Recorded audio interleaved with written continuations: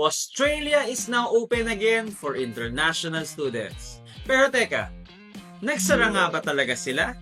The truth is, Australia never really closed.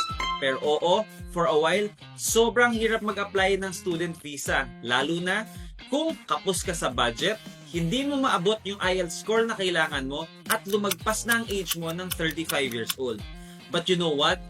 Now is the best time to apply for a student visa in Australia. Bakit? Number 1, mas mababa ang tuition fee ngayon dahil sa discounts at scholarships na ino-offer ng mga schools and colleges. Number 2, mas mababa ang palitan ng AUD sa pesos ngayon. Number 3, konti ang aplikante na nag-a-apply ng student visa going to Australia. Meaning, mabilis din ang visa approval. And guess what? Over 90% ngayon ang visa approval rate for student visas going to Australia.